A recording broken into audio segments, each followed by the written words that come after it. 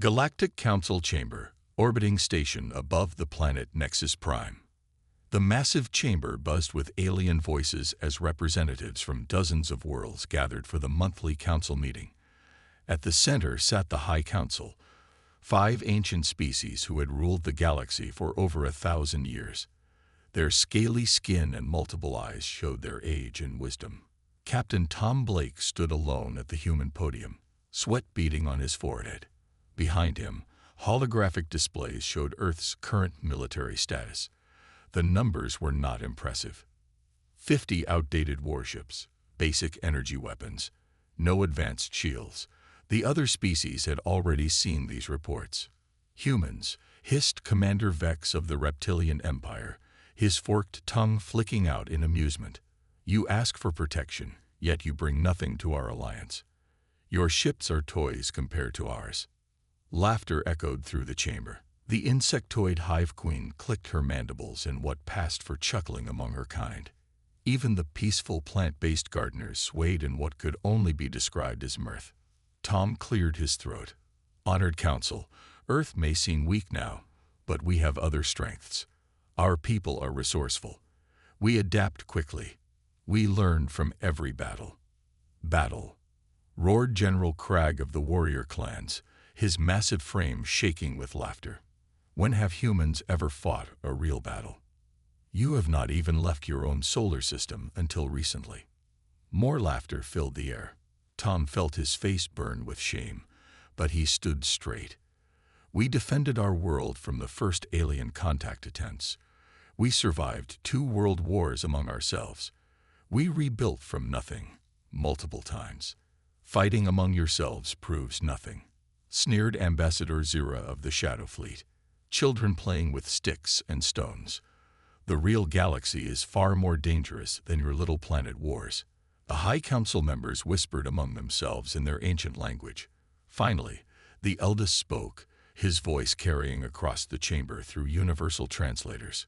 Humans of Earth, the elder began, we have reviewed your application for membership in our Galactic Defense Alliance. Your technology is primitive. Your military is weak. Your experience in space combat is 0. Tom's heart sank, but he waited for the final verdict. However, the elder continued, we are not without mercy. We will grant you provisional membership. You may remain under our protection, but you will contribute only basic resources, raw materials, food supplies, nothing more. The chamber erupted in approving sounds from the various species. Tom nodded slowly, knowing this was the best deal Earth could get. We accept your generous offer, Tom said formally. Earth will prove itself worthy of full membership in time. Time you may not have, warned Commander Vex. The Void Hunters grow stronger each day. They have already consumed 3 star systems on the outer rim. If they come for the core worlds, your little Earth will be nothing but space dust. The Void Hunters, a race of energy beings that devoured entire planets for fuel. Tom had read the reports. Unstoppable. Merciless. They turned thriving worlds into empty husks in mere hours. When will they reach Earth? Tom asked quietly. Our scouts estimate 6 months, replied General Crag with a shrug. Maybe less if they move faster than expected. Do not worry, human. When they come, we will defend the important worlds first. Earth will. Well, Earth will serve as an early warning system. The laughter that followed was cruel and cold. Tom realized the truth. Earth was being sacrificed. The Alliance would let the Void Hunters destroy his home world while they prepared defenses for planets that actually mattered. I understand, Tom said simply. He gathered his data pads and walked toward the exit. Captain Blake, called the elder. Do not look so worried. Perhaps your people should focus on evacuation plans instead of military dreams. We can provide transport ships for your most important citizens. Tom stopped at the doorway, but did not turn around. Thank you for the suggestion. We will consider all options. As he left the chamber, the alien voices resumed their casual conversation about trade routes and mineral rights. Earth's fate was already forgotten. Just another minor world that would soon cease to exist. But Tom Blake smiled as he walked down the empty corridor toward his small transport ship. The aliens had made one critical mistake in their research about Earth. They had only looked at official military records. They had no idea what humanity had been secretly building in the shadows of their own solar system. The real strength of Earth was about to be revealed, and the galaxy would never be the same. Hidden asteroid base in Earth's outer solar system. 3 months later, deep within the hollowed-out asteroid, designated Mining Station Alpha 7, Admiral Lisa Grant walked through corridors that officially did not exist. The base appeared on no public records. Even most government officials had never heard of it. For 20 years, Earth's best scientists and engineers had worked here in complete secrecy. "Admiral, the final tests are complete," reported Dr. Mike Chen, the project's chief engineer. His face showed both exhaustion and excitement. "The Titan's Edge is ready for active duty." Admiral Grant nodded as they entered the main observation deck. Through the reinforced windows, she could see humanity's greatest achievement floating in the asteroid's hidden docking bay. The warship was unlike anything the galaxy had ever seen. The Titan's Edge stretched nearly 2 kilometers from bow to stern. Its hull was made from compressed neutron materials harvested from dying stars. Weapon systems lined every surface, not the simple energy blasters used by other species, but gravity cannons that could tear holes in space itself. The ship's core contained technology that would make even the High Council's eldest members tremble with fear. "How many crew members are aboard?" Admiral Grant asked. "Full complement of 500, replied Dr. Chen. "All volunteers, all sworn to secrecy. They know this mission will likely be one way." Captain Jake Morris approached from across the deck. His uniform bore no insignia that would identify him as an Earth officer. "Admiral, we've received word from Captain Blake on Nexus Prime. The Void Hunters have begun their final approach. They'll reach Earth in 72 hours. Admiral Grant felt a cold weight settle in her stomach. After 3 months of preparation, the moment had finally arrived. Have the alien fleets moved to defend Earth? "No, ma'am," Captain Morris replied grimly. "Commander Vex sent a message yesterday. The Reptilian Empire has pulled back to defend their core worlds. The Hive Queen has done the same. General Craig's forces are protecting the warrior homeworld. Earth stands alone." "Just as we expected," Admiral Grant said quietly. She had known this would happen. The galaxy's major powers would never risk their own people to save humanity. It was exactly what Earth's secret planners had counted on. Dr. Chen pulled up a holographic display showing the Void Hunter fleet. Hundreds of energy beings moved through space like living storms. Where they passed, solar systems went dark. Planets became empty rocks floating in the void. "They're enormous," Dr. Chen whispered. "Each individual hunter is the size of a space station. Their leader is larger than most moons." "Size won't matter," Admiral Grant said with confidence. "The Titan's Edge wasn't built to fight conventional enemies. 20 years ago, when humanity first made contact with the galactic community, Earth's leaders had made a critical decision. Publicly, they would appear weak and backward. Secretly, they would develop weapons that could challenge any threat in the galaxy. The project had consumed Earth's entire defense budget and more." "Admiral," interrupted Lieutenant Amy Foster from the communication station, "we're receiving a priority transmission from Earth Command." The holographic display shifted to show President David Park in the White House Situation Room. His face was grim but determined. "Admiral Grant, the Void Hunters have entered our solar system. They're moving past Mars now. Jupiter's moons are already going dark. We estimate Earth has 18 hours before they arrive." "Understood, Mr. President," Admiral Grant replied. "The Titan's Edge is departing immediately." "Admiral, I want you to know, the entire world is counting on you. If this plan fails, humanity ends today. But if it succeeds," the President paused, "if it succeeds, the galaxy will finally understand what Earth is truly capable of." Admiral Grant saluted. "We won't let our species down, sir." The transmission ended. Around the observation deck, the crew members stood in silence. Everyone understood the weight of the moment. "Dr. Chen, how long until our weapons are fully charged?" Admiral Grant asked. 6 hours for basic systems, 12 hours for maximum power." "We don't have 12 hours. We'll attack with whatever power we have." Admiral Grant turned to address the entire crew. "Attention everyone. Today, humanity faces extinction. The aliens who laughed at our weakness have abandoned us to die. They believe Earth is helpless."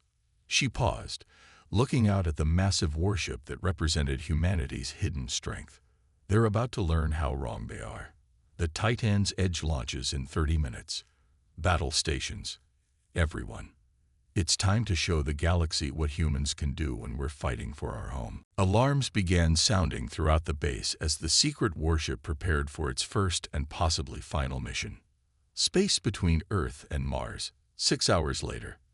The Void Hunters moved through the solar system like a plague of living darkness. Each creature was a swirling mass of energy and malevolent intelligence, feeding on the light of stars and the life force of planets. Their leader, known as the Devourer, pulsed with the power of 1,000 consumed worlds. On Earth's surface, evacuation sirens wailed in every major city, but most humans had nowhere to run. The transport ships offered by the Galactic Alliance could carry only a few thousand people. 8 billion souls waited for death to arrive from the stars. The Titan's Edge approached the Void Hunter fleet in complete stealth mode. Admiral Grant stood on the bridge, watching as the enemy filled their viewing screens. Up close, the Void Hunters were even more terrifying than the reports had suggested. "Range to primary target," Admiral Grant asked calmly. 50,000 kilometers in closing," replied Lieutenant Foster. "The Devourer hasn't detected us yet." "Weapons status. Gravity cannons at 60% power," reported Weapons Officer James Park. "Quantum torpedoes loaded and ready. Neutron beam arrays are online." Admiral Grant nodded. The Titan's Edge carried weapons that operated on principles unknown to the rest of the galaxy. While other species relied on energy blasts and projectile weapons, humanity had learned to weaponize the fundamental forces of physics itself. "Sir," called out Sensor Officer Anna Wells, "we're detecting communications from the Void Hunter fleet. They're laughing." "Put it on speakers," Admiral Grant ordered. The bridge filled with a sound like grinding metal and screaming wind.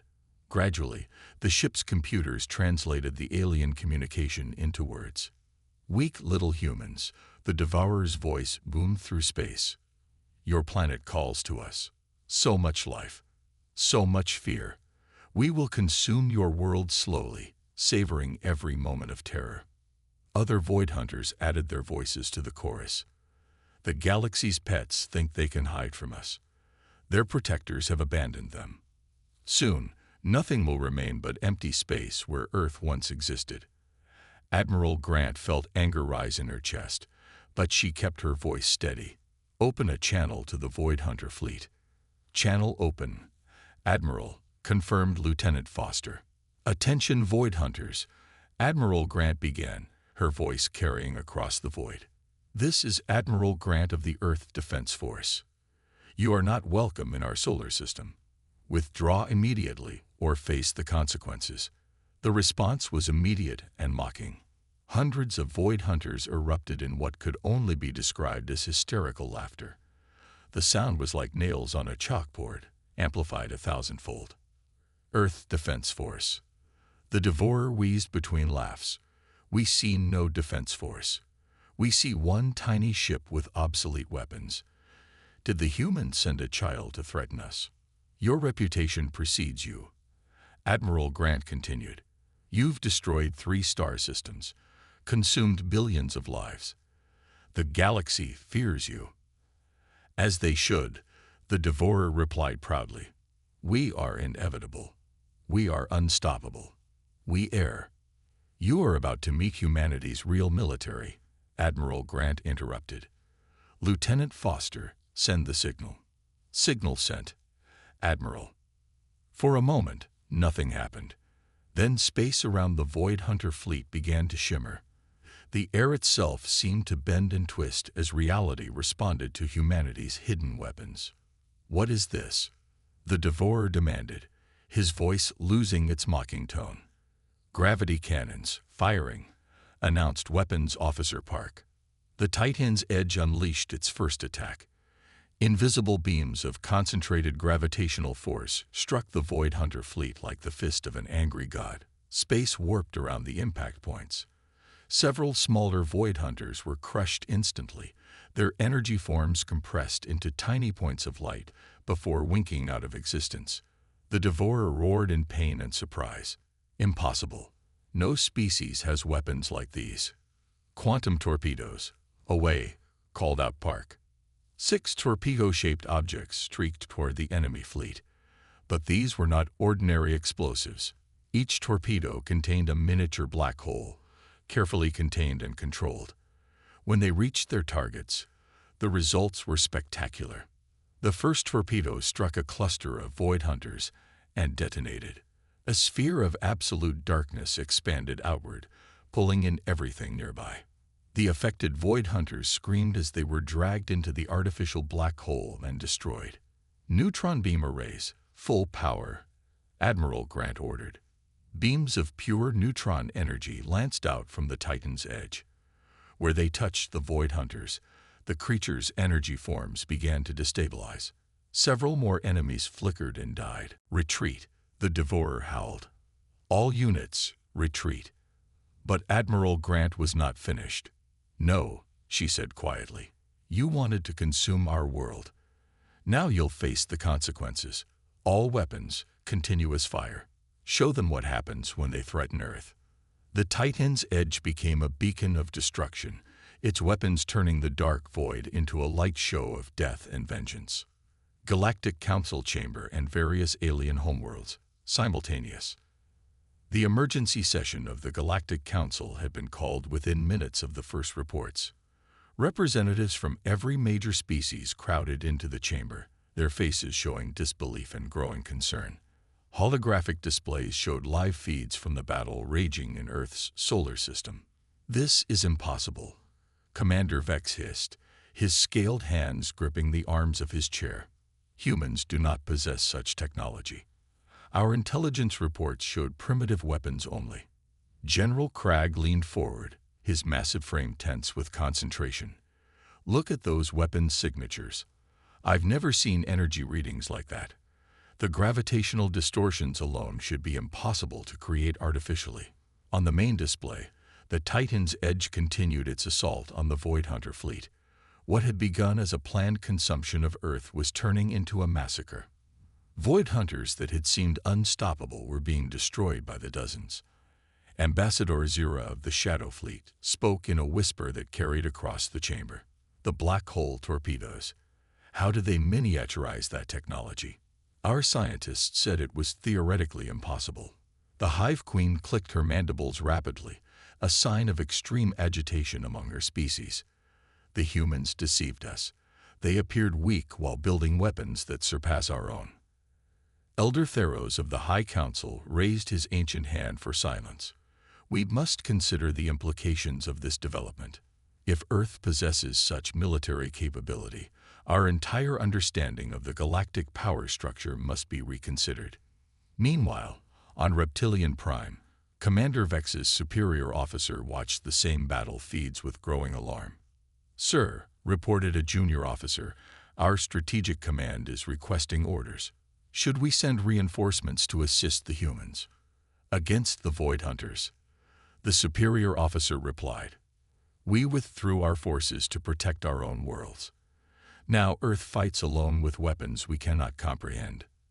Similar conversations were happening across the galaxy. On the warrior homeworld, General Craig's clan leaders gathered around massive viewing screens. "The humans fight with honor," one elder growled. "They do not retreat. They do not surrender. They fight like true warriors," agreed another. "Perhaps we misjudged their strength." In the depths of space, the Hive Queen's vast network of consciousness buzzed with activity. Individual drones throughout the galaxy reported the same message. The humans had hidden their true capabilities. The species that had seemed weakest might actually be the strongest. Back in the council chamber, new reports were arriving every few minutes. "The Void Hunter fleet is in full retreat," announced the communications officer. 30% casualties and rising. "The Devourer himself has been wounded." "Wounded?" gasped Elder Theros.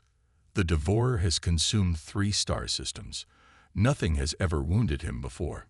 Captain Tom Blake, who had been watching silently from the human section, finally spoke. "Honored Council, I believe I should clarify something about Earth's military capabilities."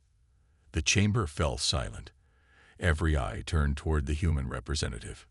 "When I reported our 50 warships," Tom continued, "I was referring to our public defense fleet, the ships we use for routine patrols and ceremonial duties." Commander Vex's eyes narrowed. "You mean there are more ships?" "The Titan's Edge is one of 12 vessels in our deep space fleet," Tom said calmly. "We also maintain a planetary defense grid that includes orbital weapons platforms, each equipped with the same technology you're witnessing today." The implications hit the alien representatives like physical blows. If one human ship could devastate the Void Hunter fleet, what could 12 accomplish? "But why?" demanded General Cragg. "Why hide such power? Why appear weak?" Tom smiled slightly. "Because we learned from studying galactic history. The strongest species become targets. Everyone either wants to conquer them or ally with them for protection. We preferred to develop our technology in peace." "You lie to us," accused Ambassador Zira. "We withheld information," Tom corrected. "Just as every species in this chamber has secrets they keep from others. The difference is that our secrets were designed to protect not just Earth, but the entire galaxy." Elder Theros leaned forward. "Explain." "The Void Hunters have been growing stronger for decades," Tom replied. "We knew they would eventually threaten all inhabited worlds, so we built weapons specifically designed to counter their abilities. The gravity cannons disrupt their energy forms. The quantum torpedoes create gravitational wells they cannot escape. The neutron beams destabilize their molecular cohesion." The chamber erupted in excited chatter. Species that had written off humanity as irrelevant were suddenly realizing that Earth might be their salvation. "Captain Blake," Elder Theros said formally, "I believe the Council owes Earth an apology, and possibly a great deal more." Tom nodded graciously. "We'll discuss terms after the battle is won. Right now, we have Void Hunters to destroy." On the displays, the Titan's Edge continued its relentless assault, proving that humanity's time of hiding was over. Earth orbit and Galactic Council chamber, 1 week later. The victory celebration on Earth lasted for 3 days. Cities around the world erupted in joy as news spread that the Void Hunter threat had been eliminated. The Devourer himself had been destroyed, along with 70% of his fleet. The survivors had fled to the dark spaces between galaxies, never to return. Admiral Grant stood on the observation deck of the newly arrived Galactic Council flagship, watching Earth rotate slowly beneath them. Representatives from every major species had come to witness humanity's emergence as a galactic power. "Admiral," said Captain Morris, approaching with a data pad, "the final casualty reports are in. The Titan's Edge took minimal damage. We lost only 12 crew members in the entire battle." Admiral Grant nodded solemnly. 12 good people had died to save billions. Their sacrifice would not be forgotten. "Admiral Grant," came a voice from behind her. She turned to see Elder Theros approaching, flanked by Commander Vex, General Cragg, and the other major alien leaders. "Elder Theros." Admiral Grant replied with a respectful nod. "I trust your council has reached its decision." "Indeed we have," the Elder said, his ancient voice carrying new respect. "The Galactic Council unanimously votes to offer Earth full membership with all privileges and responsibilities." Commander Vex stepped forward, his earlier arrogance completely gone. "Admiral, I must personally apologize for my previous behavior. The Reptilian Empire has always valued military strength, but we failed to recognize true power when we saw it. "Apology accepted, Commander," Admiral Grant replied graciously. "Earth bears no grudges." General Craig's massive form moved closer. "The warrior clans request permission to study human battle tactics. Your victory against the Void Hunters was magnificent. We would be happy to share our knowledge with allies," Admiral Grant said. "In fact, Earth has a proposal for the entire Council." Elder Theros raised his eyebrows. "We are listening."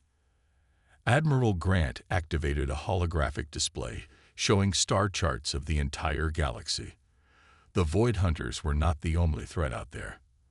Our deep space sensors have detected at least 3 other hostile species moving toward inhabited space. Each one could pose the same level of danger. The alien representatives exchanged worried glances. The idea of facing multiple Void Hunter-level threats was terrifying. "Earth proposes the formation of a new type of alliance," Admiral Grant continued. "Not just a defensive pact, but a true partnership. We share our technology. You share yours. Together, we build a fleet that can protect every world in the galaxy." "What would Earth want in return?" asked Ambassador Zira suspiciously.